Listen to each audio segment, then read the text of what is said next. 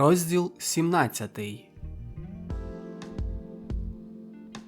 Велику гризоту мав Грицько Бугай із Сонячної вулиці у Львові. Ішлося про його прізвище. На перший погляд, це справа ніби дрібна, незамітна, але скільки-то разів серце йому сповнювалося образою на власну долю. Тим більше, що крім того смішного прізвища був ще й безбатченком. Ровесники не кликали його інакше, як Грицько Бугай, а при суперечках або в гніві каменем падали на нього ще й прізвиська Гайдамацький байстрюк, Найдух. Не раз прибігав з плачем до маленької кімнати в сутеренах великого гамірливого будинку, що смердів брудом і гниллю, при вулиці Сонячній, 28, де його мати була сторожихою. Мати, як уміла, потішала свого одинака-любимця. Вона, може, більше, ніж він, переживала цю кривду своєї дитини, до якої сама колись причинилася.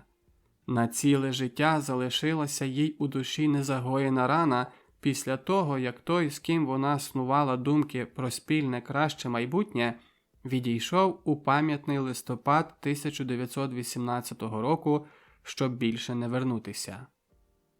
Роки минали. Грицько закінчив 7 кляс народної школи. Спершу ходив до школи імені князя Данила при вулиці Жовківській, а останні кляси вчився у школі імені Шашкевича. Мати ні за що не хотіла посилати його до польської державної школи, воліючи платити кілька злотих місячно, щоб її любимець був таким, як батько. Сама належала до братства при церкві Святого Миколая, і сором був би перед людьми, якщо б її одинак, виховуючися в чужому середовищі, відрікся від батьківської віри. Примітка. Церква Святого Миколая. Чинна церква Православної церкви України. Пам'ятка архітектури національного значення. Традиційно вважається одним із найдавніших храмів Львова. Знаходиться під горою Будельницею на вулиці Богдана Хмельницького, 28Г. Колишній Волинський тракт. Рідна школа великою мірою вплинула на те, що Грицько зрозумів, чому він залишився без батька. У душі він гордився тепер цим своїм незнаним, а таким дорогим, рідним батьком. І не раз, коли зустрічали його насмішки від чужого шумовиння, він ловив пізніше цих жлобів поодинці і бив з насолодою, приговорюючи при цьому: «На, це за мого батька, а це, що пам'ятав, як гайдамака б'є». Одного разу при нагоді такої бійки він познайомився з Ясем Потіхою. «Дай руку, відважний хлопаку», – промовив до нього Потіха, простягаючи свою. Привіталися. Гриць з цікавістю приглядався незнайомому. Потіха був низького зросту і худорлявий. Може, був на рік-два старший за нього. Мав сірі очі, якось дивно примружені, а в них таївся такий дивний блиск, що краще було не дивитися. Як це Гриць пізніше запримітив, Ясю любив жартувати та часто сміятися, але робив це лише мімікою. Очі завжди були холодні. Усміх виглядав, як гримаса. Відтоді Гриць заприязнився з цим дивним юнаком. Минали роки. Гриць і Ясю повиростали вже на парубків. Хоч як довго дружили, Грицько ніяк не міг довідатися про минуле свого щирого приятеля. Знав, що Ясю мав матір, що вдома в нього говорили по-польськи, хоч матір його кілька разів зустрічав на богослужінні в церкві Святого Миколая. Про свого батька Ясю не згадував. Говорили між собою по-польськи, хоча Ясю кілька разів підкреслював, що він теж русин. Примітка. Русин. Мається на увазі українець.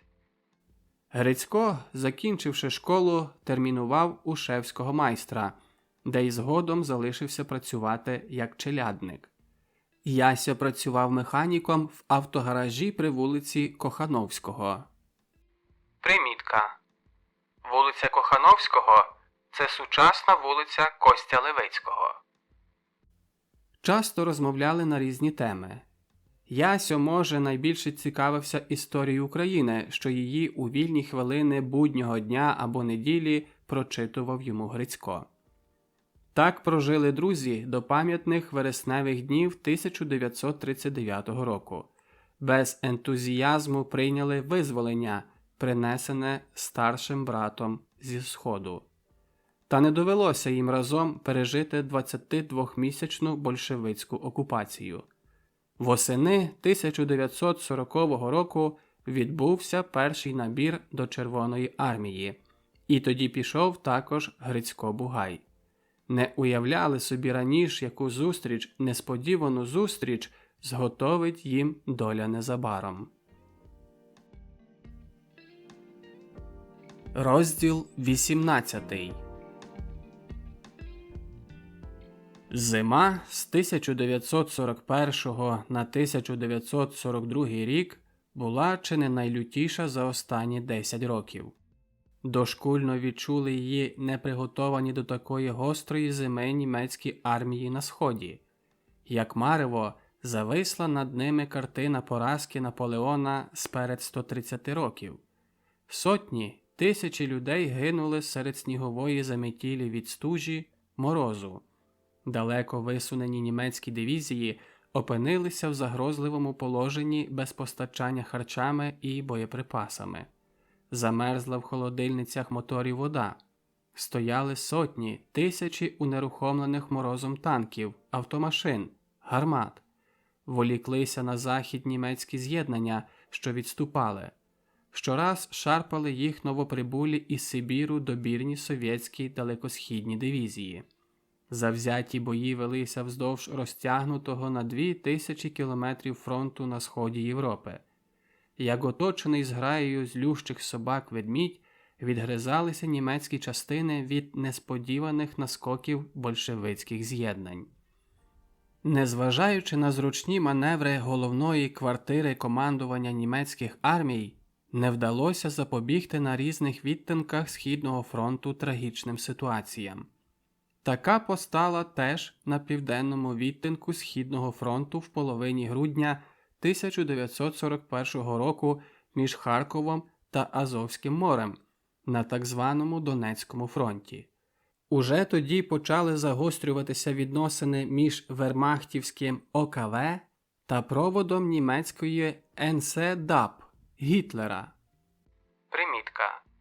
НСДАП – Націонал-соціалістична робітнича партія Німеччини. Починаючи з 1933 і до 1945 року єдина керівна партія Німеччини. Есесівські фронтові дивізії під командуванням головного шефа есесів Генріха Гіммлера нехтували наказами ОКВ та провадили свої бойові дії цілком самостійно. Дивізії СС тоді були в районі Таганрога. Головнокомандувач Південним фронтом фельдмаршал фон Рунштедт мусив був якраз віддати деяку частину своїх панцерних та важких артилерійських з'єднань на допомогу загроженому середущому відтинкові фельдмаршала фон Бока, тому противився скорому ударові на Ростов без належної підготовки та без впорядкування в першу чергу своєї здекомплектованої відходом згаданих з'єднань Південної армійської групи. Іншого погляду було командування 3 есесівських дивізій, що форсовним маршем та несподіваним ударом наприкінці грудня 1941 року зайняли місто Ростов. Та тут натрапили вони на несподівано рішучий відпір совєтських частин, що після кількаденного завзятого бою відбили Ростов і загрожували цим дивізіям повним знищенням. З допомогою вирушив тоді з деякою частиною своїх панцерних з'єднань генерал фон Кляйст і тим самим ослабив Донецький фронт. Примітка. Генерал фон Кляйст. Пауль Людвіг Евальд фон Кляйст. Німецький воєначальник часів Третього рейху, генерал-фельдмаршал Вермахту. Кавалер лицарського хреста з дубовим листям та мечами. командував танковими об'єднаннями у європейських кампаніях та під час війни з Радянським Союзом. Цим скористалося совєтське командування і повело рішучі удари на цьому Донецькому відтинку. Зав'язалися завзяті затяжні бої серед невідрадних атмосферних умов на розлогих, завіяних снігом степах Донецького фронту. Віяв вітер, шугав хвилями сипкий сніг, дрібний, як борошно, здіймався білою пеленою і лягав хвилястими заметами. Потім знову підхоплював його вихор, хватав несподівано, перекидував з місця на місце і зносив униз, де білою смугою позначувалася замерзла річка Донець. Закутана кригою, засипана снігом, вона тяглася вдалечінь, як біла долина. Розлогою сніговою пустелею йшли люди. Йшли на схід, підставляючи обличчя під удари вітру. Ноги грузли в сипкому снігу, але вони вперто брели далі, аж поки не вийшли над берег річки.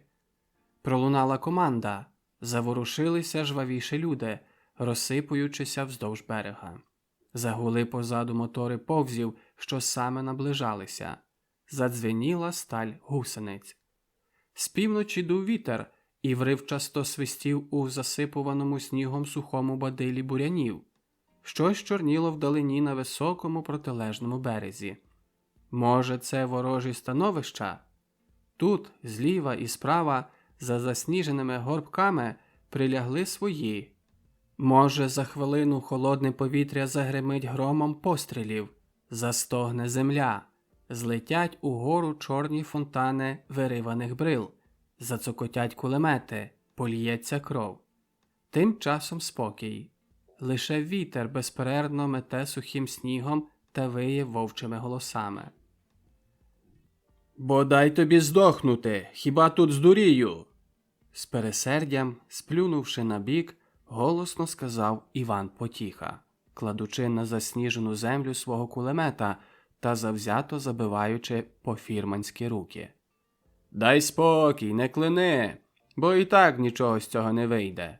Добре, що така заметіль, то Іван не рішиться на якусь поважнішу акцію», заспокоював Яся Грицько-Бугай. Обоє тепер служили в одній німецькій піхотній дивізії на Східному фронті. Іван Потіха з приходом німців до Львова пішов добровільно до німецького війська. Деякий час був при таборі, куди його приділив сотенний оберлейтенант Ганс Оберлендер. Це йому поміг Ясьо при направі його «Фольксвагена». Помалу під час довгих маршів на схід у важких боях Ясьо зжився з новим довкіллям та був ним задоволений. Згодом одержав німецький мундир, запопадливо вивчав зброю, а то й ходив при постоях на муштру так, що за кілька місяців став уже справжнім вояком. Хоч яка нелегка вояцька служба, але Ясьо полюбив її. Його весела вдача притягувала до нього друзів. Йоган Потіка, як німці звали Яся, почувався між ними непогано, хоча ще не зовсім добре володів німецькою мовою. Пошану і респект здобув собі Ясьо Потіха серед німців біля Знам'янки влітку 1941 року, коли віз автом свого тодішнього зверхника оберлейтенанта Ганса Оберлендера і врятував його пораненого від неминучої смерти або від большевицького полону, що тоді був рівнозначним смерти. Він радо оповідав про те Грицеві Бугаєві та з гордістю показував на груди, де на вилинялій уніформі пишалася червоно-чорна біла стяжка залізного хреста другої кляси. Новий командир сотні, лейтенант Фрідріх Шольц, був з тих людей, що для них війна давно вже стала звичною справою. Сам гамбуржець, енергійний, наполегливий, жив тільки війною. І може тому, що це був старий фронтовик, хоч молодий віком, може тому, що розумів, що кожний фронтовик щодня зустрічається віч-навіч зі смертю та пізнає справжню ціну життя. Він особливо любив тих, що вміли виявити свій змисл товариськости супроти своїх друзів на передовій лінії. До таких передовсім відносив Йоганна Потіку та ставив як приклад іншим. Кільканадцять днів пізніше в одному бою взято в полон нову партію червоноармійців, і між ними Ясьо Потіха, що виконував час до часу функцію перекладача, пізнав свого щирого приятеля Грицька Бугая. На його прохання, щоб Грицька залишено при сотні, лейтенант Шольц радо погодився. Від того часу Ясьо і Грицько ділили долю і недолю у фронтовій частині одного полку піхотної дивізії. Були в першому курені другої сотні. Ясьо при командирі сотні за водія авта, а Грицько при сутенній кухні. Велика радість і одушевлення огорнули їх, коли в перших же днях після цієї незвичайної зустрічі переходили під бомбами ворожих літаків легендами оповиту ріку Дніпро-Славуту. Не могли налюбуватися цією грізною і величною українською рікою. Шкода, що так скоро із душею в п'ятах проходили її через хиткий понтонний міст біля Кременчука. Пізніше прийшло до завзятих боїв біля Кобиляк на Лівобережжі, де їхня друга сотня зазнала чималих втрат. Кількатижневий відпочинок на другій лінії хоч трохи направив настрій у сотні, але поповнень не було. Ще до того настала осінь, а з нею скінчилася сонячна погода, що тривала до цього часу. Йшли дощі, порозмокалися дороги, повні вибоїн, болота та калюж. Уже в бою під Лозовою Ясьо та Грицько брали участь як кулеметники третьої чоти своєї сотні. Їхнім ройовим був молоденький унтер-офіцер Карл Цвайк, що так само, як і сотенний, лейтенант Шольц високо цінив своїх нових рекрутів. Насправді вони обоє рекрутами вже не були. Мали військові книжки, розпізнавальні залізні марки на грудях, отримували платню, як кожний вояк. Їхній запасний курінь стояв десь поблизу Гамбурга, в Німеччині, де й рекрутувався полк.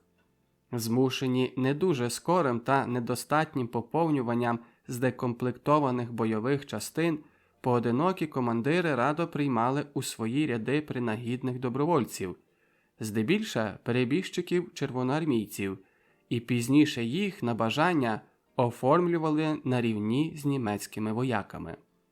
Згодом з цих принагідних вояків формовано так звані Остбатальйони. Примітка. Остбатальйони – східні батальйони, також східні легіони або східні війська.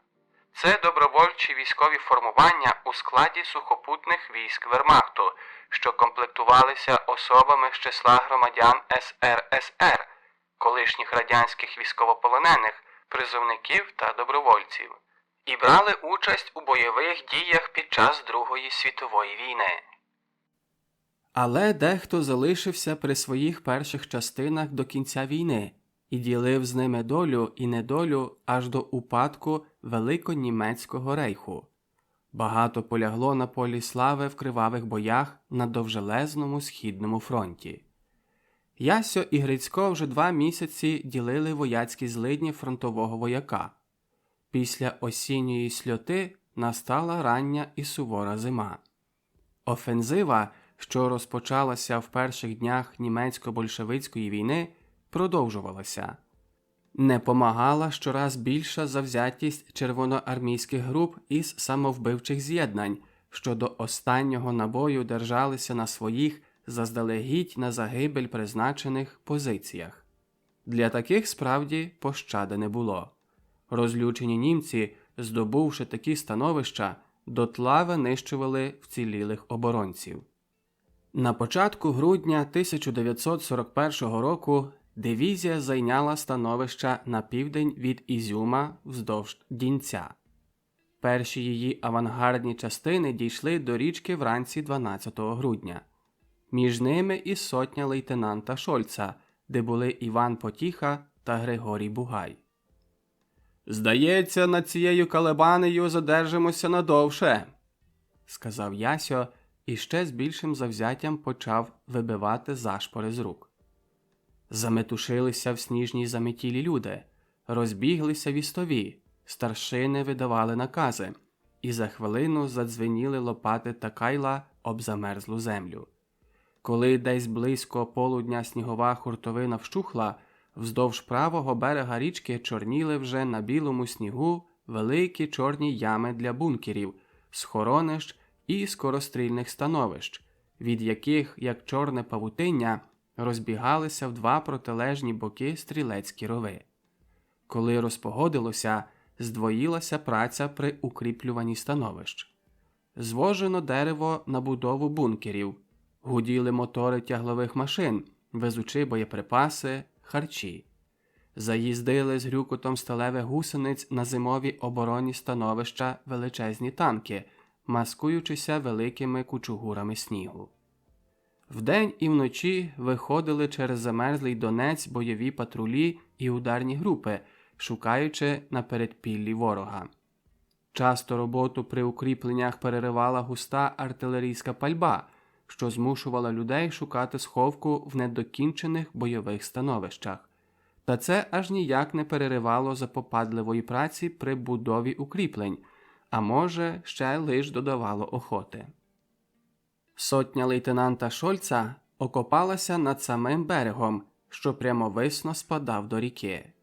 Становища були викопані на краю обриву, і з них можна було бачити лише протилежний бік річки, що за ним тягнувся розлогий степ. Наліво, по німецькому боці, бовванів ліс, по большевицькому місцевість підносилася легенько під гору. Направо – гострий скрут річки, що його боронили 2 сотні другого куреня. Перший курінь, де й була сотня Шольца, розтягнувся наліво, межуючи з іншими куренями дивізії. Якось перед самим Латинським Різдвом 1941 року до сотні Шольца прийшов наказ вислати бойову стежу в передпілля числом близько 20 людей. Сотенний почав набір добровольців на цю стежу, визначуючи її командиром чотового з другої чоти лейтенанта Еміля Новака, а його заступником унтер-офіцера Карла Цвайга. Іван Потіха та Григорій Бугай зголосилися першими добровольцями. Ясьо і Грицько випозичили собі із сотенної зброївні російські автомати «Фінки», що ними володіли чудово, а зокрема Гриць. У Червоній армії він був саме автоматником, а за час перебування з Ясем навчив і його володіти цією зручною зброєю. Примітка. Автомат «Фінка». Тут 7,62 мм пістолет-кулемет зразка 1941 року системи Шпагіна, ППШ. Це радянський пістолет-кулемет, розроблений в 1940 році конструктором Шпагіним під набій 7,62 на 25 мм і прийнятий на озброєння Червоної армії 21 грудня 1940 року. Вирушили в дорогу негайно після того, як землю сповив сумерк. Була легка метелиця. Це сприяло їхній виправі. Річку перейшли по солом'яних матах, які що кілька кроків ставили перед собою. Розтягнулися в довгий ряд, щоб надто не обтяжувати замерзлу поверхню річки. Кожен був легко одягнений і ніс чималий запас амуніції для ручної зброї та по кілька ручних гранат у хлібнику і за поясом. Поверх плащів мали білі халати, а шоломи заздалегідь помалювали білою фарбою. Перейшли річку і рушили в дальшу дорогу голим степом, що легко підносився вгору. Метелиця, що супроводила їх при переході річки, тепер щораз більше посилювалася, щоб незабаром перемінитися в справжню хуртовину і замінити весь терен в суцільне море снігу. В одному місці стежа задержалася. Вояки збилися докупи. Стараючися перекричати виття вітру, унтер-офіцер Цвайк запитався командира, чи не краще було б завернути. Відповідь була відмовна. «Наша стежа!» кричав командир у відповідь, має за завдання пройти вглиб ворожої території аж до місцевостей, що на мапі віддалено від наших становищ яких 10 кілометрів. Досі ні одна стежа на цьому відтинку не заходила на таку віддаль. Ми мусимо дійти до цілі. Такий наказ. Стежа рушила далі. Попереду йшов провідник та двоє вояків, які щораз змінювалися, тому що першому найтрудніше було бродити в снігу. По якомусь часі хуртовина перемінилася у справжній ураган. Діялося щось несамовите. Вітер зривав сніг з величезних просторів і підіймав його кудись високо вгору, а втомлені, осліплені вояки йшли по голій замерзлій землі, ковзалися, падали. Не можна було зробити ні одного певного кроку. За кілька хвилин ураган кидав їм на голови всю ту масу снігу, що нею крутив був у повітрі, часами присипав їх по саму шию цією рухливою масою. Задержувалися і відпочивали. Потім повільно, крок за кроком, ішли далі. Ураган немовби завзявся не допустити їх до мети, то знову нагло починав пхати їх ззаду, ніби помагаючи їм у поході. І свистом, і хихотом штовхав їх сильно, сильніше, щораз сильніше, щоб потім в одну мить ущухнути. Тоді вояки, не сподіваючися цієї зміни, падали, зігнувшись у сніг. Так на кільканадцять секунд він причаювався, а коли вони підіймалися, щоб іти вперед, він одним наглим ударом спереду примушував їх затримуватися. По хвилині, нахиляючись допереду, пробували йти далі і широко розмахували руками, щоб зберегти рівновагу. Виглядало, ніби плавали у великому білому вирі. Тоді вихор мчав угору, і вони знову падали на землю, облиті потом, ледве переводячи віддих. Сідали в снігу. Вихор гуляв угорі. Вдавав, ніби не звертає на них уваги, ніби тільки грається, співає, посвистує, сміється, злегенька повіває та ганяється за сніжинками. Вояки підіймалися із землі, і тоді вихор знову впадав у шал. Лютий, холодний, немилосердний. Перші удари спрямовував їм в очі, бив цілою навалою снігу. Вояки похиляли голови. Скажений, лютий, збирав увесь сніг з кілометрового простору і кидав їм на голови. Оглушував їх і осліплював. Захлистувалися дрібним, зимним, гострим сніговим пухом. Напотемки віднадходили одні одних і, щораз западаючися по груди в снігу, сходили вниз лагідним узгір'ям. Вихор знову замовк. Ця тиша була зловісна. Не помилилися. Невідомо, звідки цей удар. Кількасот тонн снігу впало на голови вояків. Не було часу навіть прилягти. Знову другий удар. Знову гори снігу валилися на них. І знову наступав сильний подув і знову удар. І так раз за разом, удар за ударом. Яся йшов на самому кінці цього томливого походу. Йшов із приплющеними очима, час від часу розжмурюючи їх, щоб побачити свого попередника, Грицька. Голову схилив донизу. На грудях теліпалася перевішена на шиї фінка. Руками вимахував, мов крилами. Ішов хитким кроком, падав, як кожний, ковзався, тонув у сніжних заметах, але таки просувався вперед, використовуючи кожну нагоду, щоб зробити хоч кільканадцять кроків. Що якийсь час задержувався, щоб набрати віддиху, а потім знову йшов. Як довго йшли, то Ясьо не запримітив. Піт лився струмочками з-під шолома по обличчі. Від пронизливого морозного вітру обличчя пашіло вогнем. Забули про всяку обережність. Чи блукали? Вже кілька разів лейтенант Новак міняв напрямок маршу. Повинні бути вже давно на місці. Нарешті війшли в якийсь ліс. Видно, що провідник стежі віднайшов правильний напрямок, бо вояки жваво рушили вперед. Тепер можна було йти скоріше. Та недовго, бо ліс скінчився і знову ошалілий ураган снігу вдарив по вояках. Не йшли, а просто продиралися. Вітер гудів, стогнав, завивав, свистав, реготав. Рвав на них білі маскувальні халати, кидав перед ними шарами снігу, мов білою великою скатертиною. Аж як темінь ночі почала набирати сірої барви, враз забовваніли перед ними обриси якоїсь довжелезної будівлі.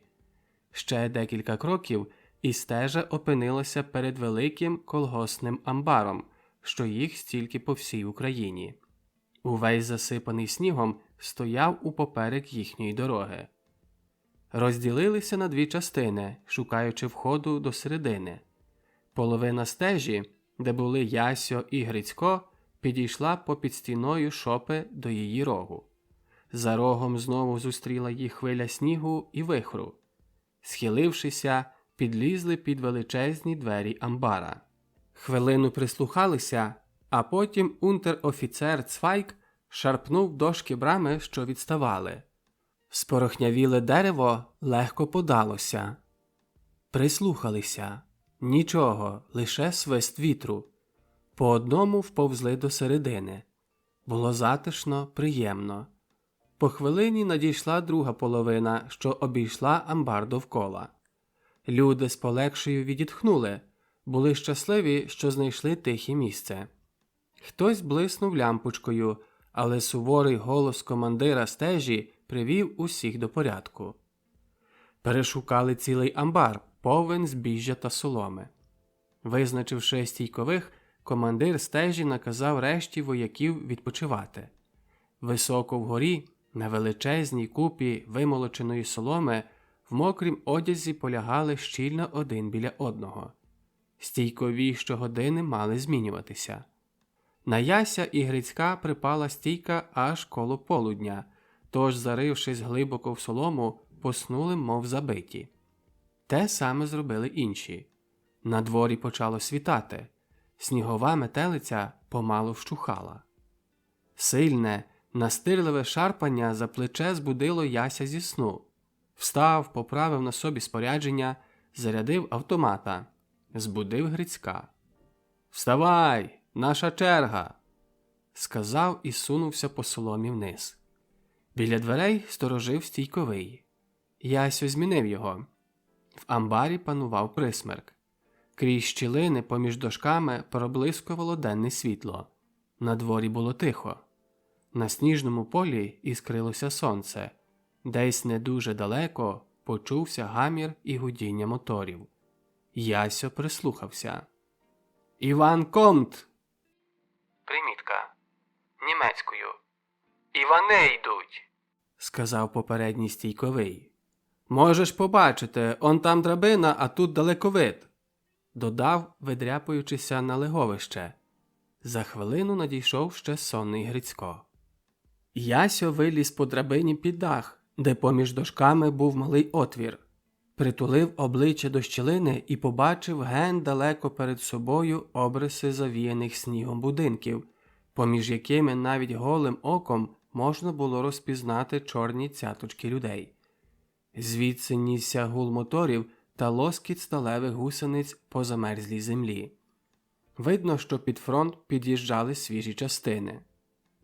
«Що нового?» – почулося знизу. Це лейтенант Новак прокинувся і зсунувся з леговища. Інші вояки теж проснулися.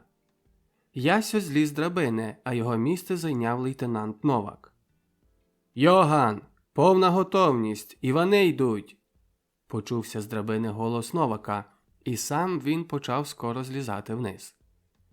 Від сторони недалекої місцевості наближалося до амбара троє саней. На кожних санях по двоє солдатів. Видно, що їхали сюди за чимсь. Лейтенант Новак наказав добре заховатися в соломі і хіба в крайньому випадку вживати вогнепальної зброї, поки що сидіти тихо. Усі скрилися глибоко в соломі, але так, щоб бачити браму, звідки надходила небезпека.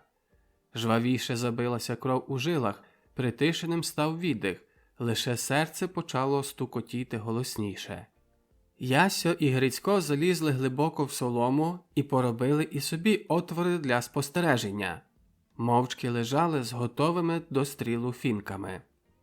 По якомусь часі почулося кінське форкання та приглушений цокіт копит, а потім голосне «Пррррр! Агов! Вашу мать! Ванька! Гріша! Іди двері открой!» Зашаруділи лопати, що ними хтось відгребував засипані снігом двері.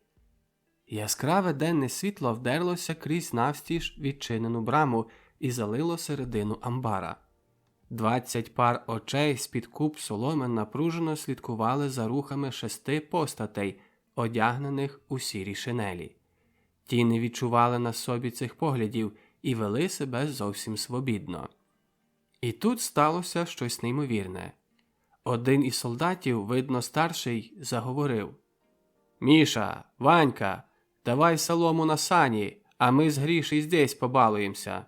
Нєт, Наташа?»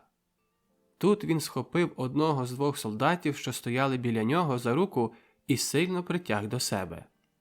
Ясьо і Грицько із свого сховку не могли бачити, що далі діялося, бо ціла сцена відбувалася саме біля тієї купи соломи, за якою вони обидва лежали. Але з уриваних слів большевицьких солдатів, серед яких відрізнялися 2 жіночі голоси, вони доглупилися всього. 20 захованих глибоко в соломі постатей затримало в собі віддих, ждучи кінця цієї забави доблесних воїнів Червоної армії. Хвилини тягнулися, як вічність, а в думках у тієї 20-ки було одне бажання, щоб урешті цьому був кінець. І ось почувся голос старшого: «Ану, ребята, довольно! Надо работать!» За хвилину 4 постаті почали прихапцем виносити оберемки соломи і скидати їх на сани. 2 жінки-солдатки довго ще вовтузилися на соломі, приводячи до порядку свій одяг. Час від часу в їхню сторону падали сороміцькі вигуки і насмішки. Врешті сани були наладовані, і солдати з вигуками та сміхом від'їхали, лишаючи двері амбара незачиненими.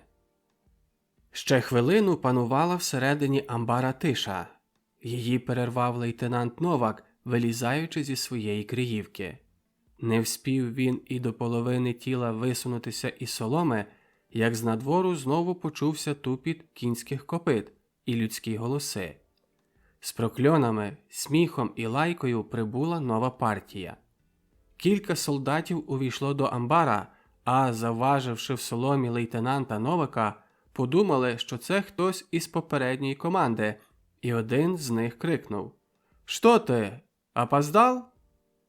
Нагло станули, як укопані, коли з усіх усюд з-під куп соломи повилазили німецькі вояки з націленими, готовими до стрілу рушницями.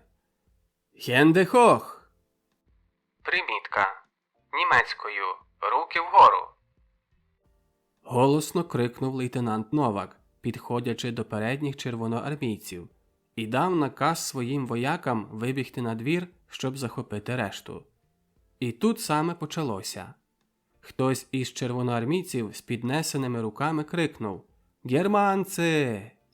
Ізаки, Ясю і Грицько, що разом з лейтенантом вискочили були із своєї криївки, мали змогу вибігти на двір, звідти посипався на них дощ пострілів із машинових пістолів.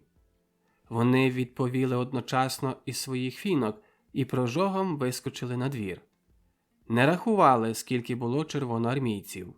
Уся їхня увага зосередилася на тому, щоб захопити 2-3 саней, бо ж іншої ради не було, щоб вискочити із цієї матні, в яку тепер попали.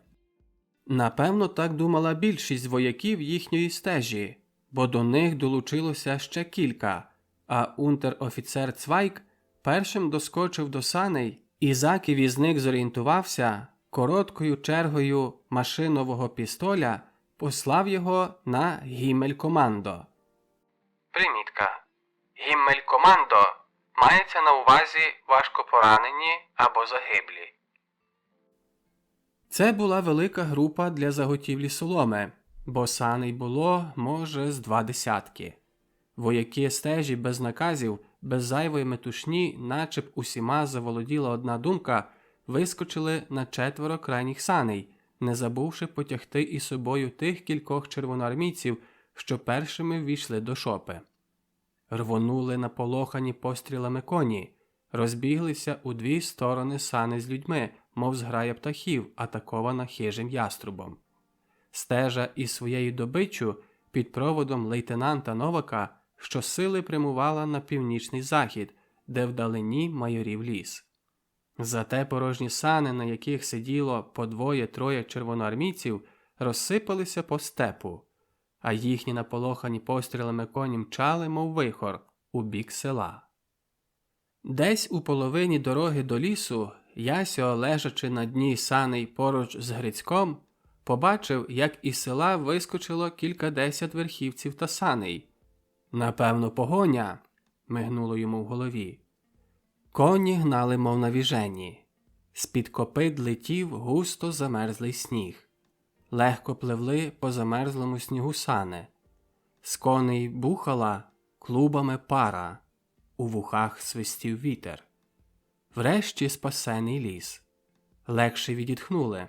Коні трохи сповільнили біг. Загомоніли на санях люди. Їхали краєм лісу, прямуючи тепер просто на захід. Десь удалині терен підносився легко вгору.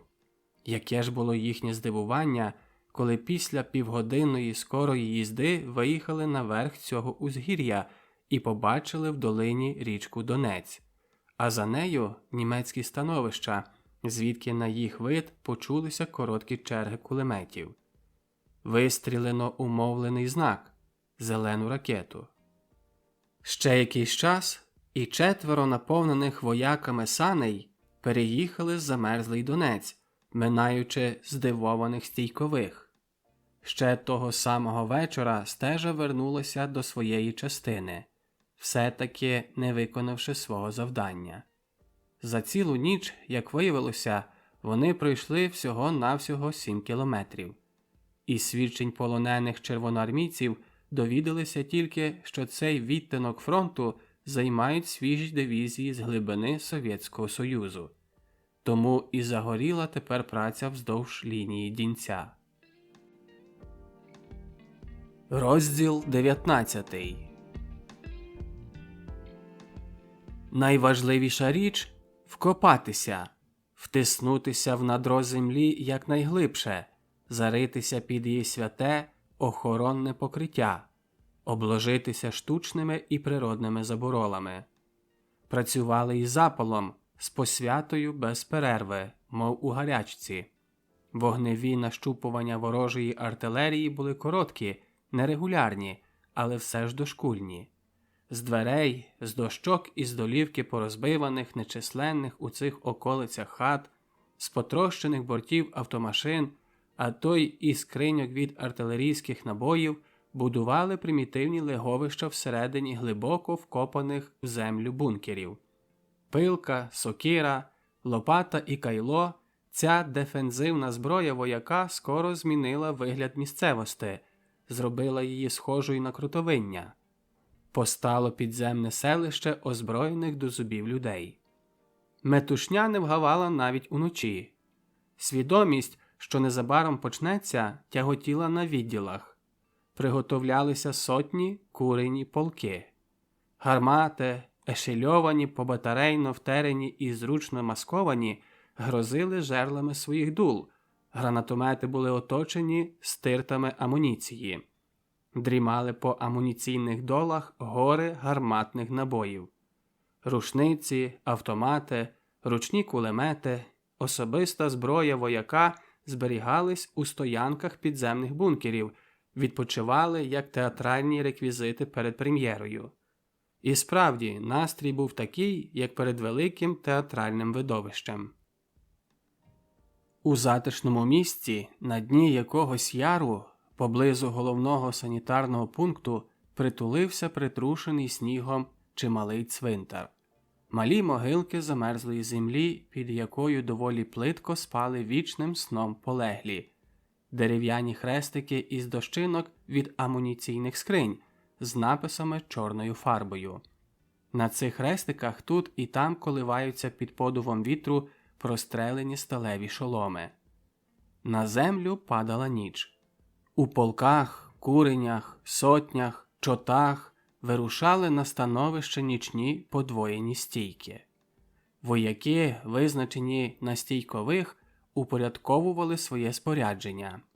Ясьо та Грицько також приготовлялися на цілонічну стійку. Вони тепер так подружились, що унтер-офіцер Цвайг, їхній группенфюрер, не розлучав їх ніколи і висилав обох разом. Примітка. Группенфюрер. Группенфюрер – військове звання вищих фюрерів СС з 1930 року, яке відповідало званню генерал-лейтенанта Вермахту, а також спеціальне звання у ряді напіввійськових формувань СС. Ніч була морозна, місячна, якось не хотілося спати. Ясьо вдумливо споглядав у засніжену далечінь, що десь ген далеко зливалася з темно-синім тлом небосхилу. Світив місяць, тому і поле зору було добре. «Грицьку, нині святвечір у нас!»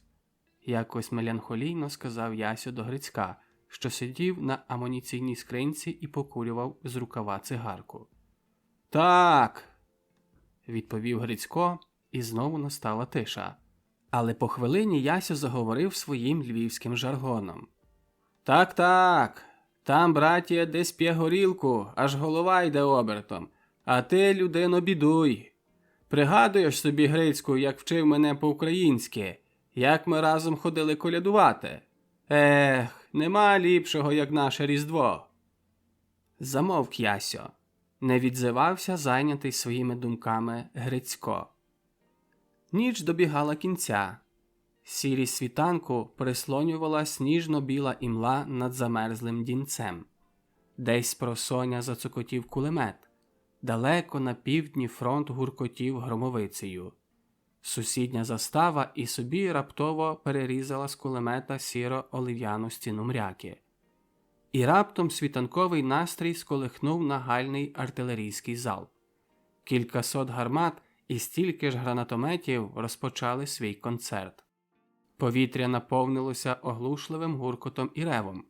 Свистіли, гули, вили стрільна. Вогненні блиски, яскраві вибухи щораз наближувалися до німецьких становищ. Горіло небо, дрижала, стогнала земля.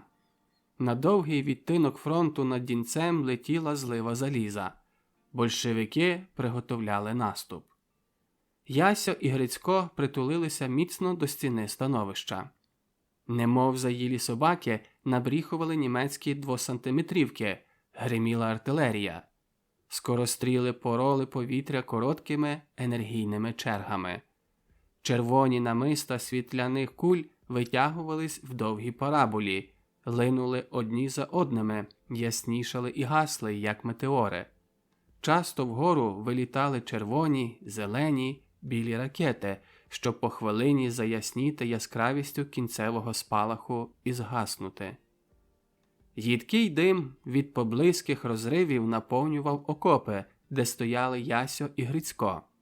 Рефлекторно, як на команду, присідали, коли раптовий вибух гранат виривав землю оподалік їхнього становища. Фуркотіли відламки заліза. Вже стільки разів були під ворожим вогнем і все однаково почували себе. Це не був тільки страх, що його кожний вояк відчуває на передовій лінії. Це було щось, що піддавало кожного з них дошкульній пробі видержливості на довіреному місці.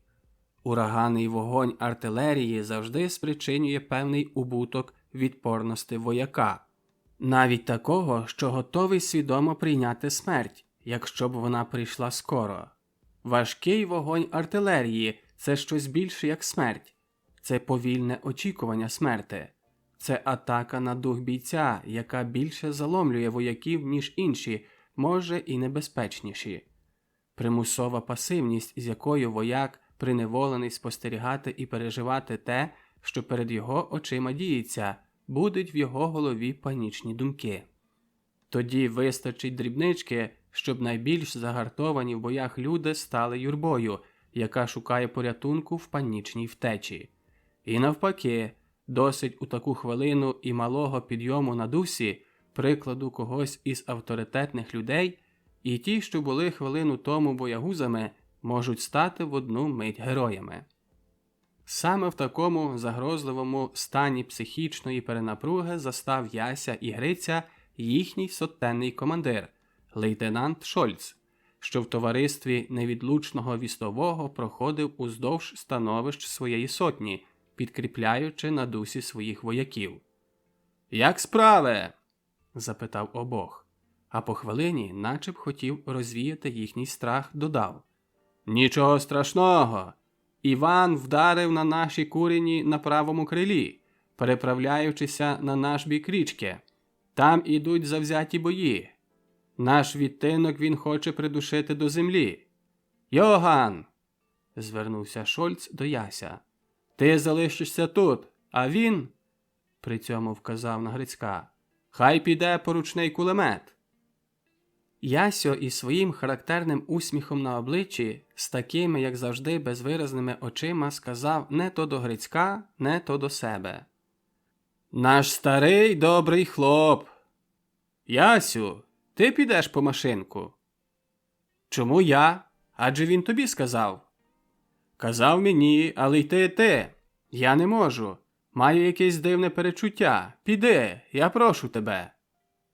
Ясьо трохи з обуренням, а трохи із співчуттям відрубав йому: «Та до дідька твоє перечуття. Скажи краще, що маєш страх. Але я й так піду, а ти вибий собі з голови всякі перечуття». І не кажучи більше ні слова, Ясьо жваво попрацював лабіринтом до бігових ровів у напрямку бункера, де був сотенний склад зброї. На степ, на оборонні становища падали далі гарматні стрільна. Моторошно було слухати того живого болісного стогону землі, дихати раннім повітрям, в якому чути було запах смерти. Ясьо саме добігав до бункера, як раптом зараз за ним почулися сильні вибухи. Скільки їх було, не знав. Удар повітря кинув ним униз по сходинках із кругляків, і він тягарем свого тіла вдарив об двері бункера, де блідо-жовтим світлом блимала нафтова лямпа. Одночасно новий свист, відмінний від шуму вистрілених гранат, примусив його прожогом втиснутися вглиб бункера. Сильні вибухи вказували на те, що це вже не артилерійський вогонь, а бомблення з літаків. Ніби на підтвердження його здогадів, ціла ескадра літаків пронизливим шумом пропелерів роздерла повітря. Хвиля бомблення пройшла. Ясьо встав, узяв кулемета і 2 скриньки амуніції, перевісивши їх собі через плече. Вибіг з бункера в рів, наповнений їдким димом від розірваних бомб. По дорозі бачив розбиті бомбами становища, розвалені вибухами бункери, де вже вовтузилися вояки. Мертві людські тіла лежали безладно на дні рова.